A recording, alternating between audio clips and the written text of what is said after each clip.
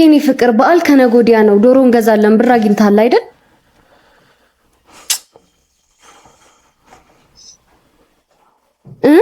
አግኝተሃል? ለዚህ ወር ደሞዜን እኮ ተከልክያለሁ። ማክሰኞ ዕለት መኪና ይዤ ወጥቼ ዕቃ ሰብሬ ነበር እና ከቦስ ጋር ጣልተናል። የዚህ ወር ደሞዝን አልሰጠህም ብሎኛል።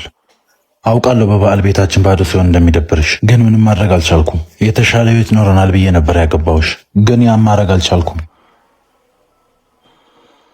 ቤት መጥቼ እስከምነግርሽ ጨንቆኝ ነበር። በቃ እንለያይ። አሁን ላይ ይሄን ማድረግ ያቃተኝ ወደፊት ልጆች ወልደን እናንተ ማስተዳደር አልችልም።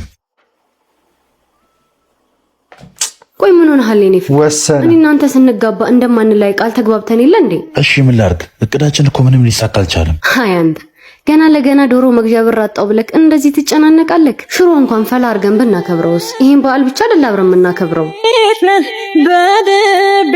የተባረከች ሚስት እኔ እናንተን ማጣት አያለያየን። አበባ ያለ ውሃ ወንድ ልጅ ያለ ስቃይ አያድግምና አንተ ብቻ በርታልኝ፣ ሌላውን ተው።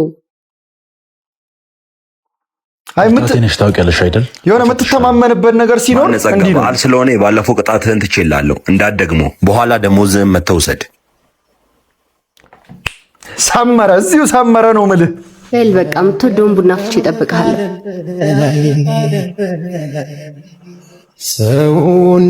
አንተ በልብህ መልካሙን ስራ ቀሪውን ፈጣሪ ያስተካክልልሃል። ያረዳልሽ የዚህ ነገር ሪሊፉ ደሞዝ ማግኘቱ ምናምን ሁሉ አይደለም እኮ። በእንደዚህ አይነት ሎስት ፖይንት በሆንክበት ሲቹዌሽን ላይ ሚስትህ እንዴት ነው ስላንተ የሚሰማ፣ እንዴት ነው ሪያክት የምታደርገው፣ ማጣትህ ስላንተ ምን ያሳስባታል የሚለውን ነገር በሱ ውስጥ ነው የምታገኘው። በቃ ይሄ ልክ ገንዘብ ስታጣ አንተ ጸባዩን ቅይርር የምታረግ ሴትዮ ከሆነች አግኝታ የሚውሸት ነው በቃ። ስታገኝማ ኦፍ ኮርስ ሁሉም ሰው ይወዳል። ስታጣ ነው የሰውን እውነተኛ ማንነት የምታውቀው የምትለየው። እና ፈጣሪ እንዲህ የተስተካከለ ትዳር ይስጣችሁ።